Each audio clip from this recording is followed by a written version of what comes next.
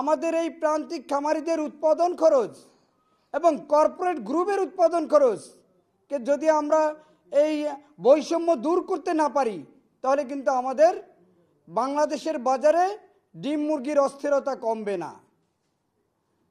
আমরা যেটা চাচ্ছি, সব সময় পোলট্রি ফিড দাম কমানোর জন্য আমরা 3 বছর ধরে আন্দোলন করে আসতেছি। আপনারা দেখছেন, আপনার মাধ্যমে সরকার জানতে পারছে।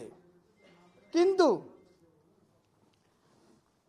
আমরা আন্দোলন করাই কিছু কিছু কর্পোরেট গ্রুপ আমার বিরুদ্ধে মামলা করেন এবং গত সরকারের আমলে প্রধানমন্ত্রীর কাছে তারা আবেদন করছেন আমি বিদেশি এজেন্ট।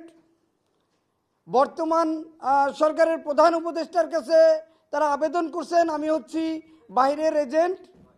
কিন্তু আপনারা যারা প্রান্তিক খামারি আছেন, বলেন আপনারা কি ভাড়াটিয়া? আমি কি বাইরের লোক? কার লোক? আচ্ছা, তো তারা মিথ্যাচার করে বেড়াচ্ছেন যে শতভাগ আমদানি নির্ভর পোলট্রি ফিড উৎপাদন, যার কারণে বাংলাদেশে পোলট্রি ফিডের দাম দ্বিগুণ। তারা এটা দিচ্ছেন গত 19 তারিখে একটা প্রোগ্রাম করছিলাম আমরা, আপনারা দেখতে পেয়েছেন এবং প্রচারও করেছেন। সেই সংবাদ সম্মেলনে আমরা বলেছিলাম মাত্র 5 টাকা পার কেজিতে পোলট্রি ফিডে বেশি নেওয়া হলে বছরে 80 লক্ষ টন ফিডে 4000 কোটি টাকা নিচ্ছে এবং মুরগির বাচ্চার হিসাব দিয়েছিলাম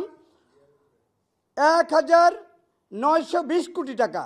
তো তারা এটাকে গুজব বলতে চাইছেন এবং আমরা গুজব ছড়াচ্ছি এটা বলতে চাইছেন।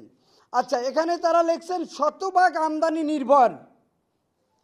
আপনাদের কাছে প্রেস রিলিজে কাগজ দেওয়া আছে পোলট্রি ফিড শতভাগ আমদানি নির্ভর।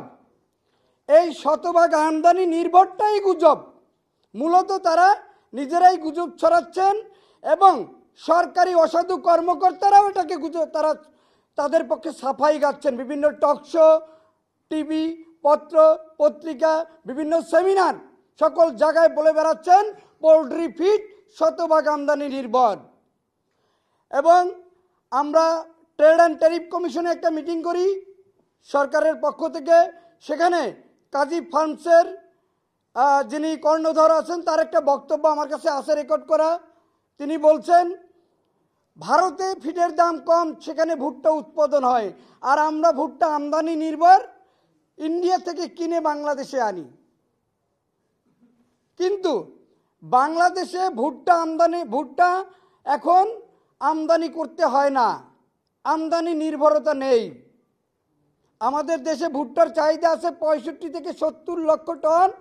আমাদের উৎপাদন হয়েছে এই বছর যেটা 24-এ আপনার 67,592,000 টন। আর আমাদের পোলট্রি ফিডে আমাদের দরকার হয় প্রায় 45 lakh ton. 80 lakh ton feed উৎপাদন করতে 45 লাখ টন ভুট্টার প্রয়োজন হয়।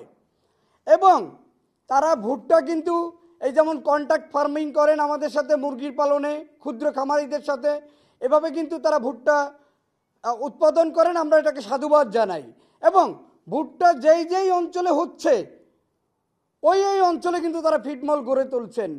তার মানে ভুট্টা যে একটা এখান থেকে ওখানে নেবেন ওই খরচটাও কিন্তু কমে আসছে। কিন্তু এই মিথ্যাচারটা কিভাবে প্রমাণিত হলো? গত 1 তারিখে বাণিজ্য মন্ত্রণালয়ের বাণিজ্য উপদেষ্টা এবং অর্থ উপদেষ্টার সাথে আমাদের মিটিং হয় পোলট্রি সেক্টর নিয়ে, ডিম এবং মুরগির দাম কমানো নিয়ে। সেখানে উঠে আসে 92%, সেখানে উঠে আসে 92% বাংলাদেশে উৎপাদিত পণ্য দ্বারা পোলট্রি ফিড উৎপাদন করা হয়। এবং সেই সমীক্ষাটা হলো আপনার ট্রেড অ্যান্ড ট্যারিফ কমিশনের সমীক্ষায় বেরিয়ে আসছে 92% পোলট্রি ফিড দেশীয় পণ্য দ্বারা উৎপাদিত হয়। তাহলে আমাদের সাথে কেন প্রতারণা করা হচ্ছে? কেন আমাদের প্রান্তিক খামারিদের ডিম মুরগির উৎপাদন খরচকে বাড়িয়ে রাখা হয়েছে? এবং কেন বাংলাদেশের জনগণকে ডিম মুরগির দাম বাড়িয়ে প্রোটিনের চাহিদা থেকে দূরে সরে রাখতেছে। একদিকে ডিম মুরগির বাজার অস্থির হয়ে যাচ্ছে, অন্যদিকে আমরা প্রান্তিক খামারিরা ন্যায্য মূল্য থেকে বঞ্চিত হচ্ছি।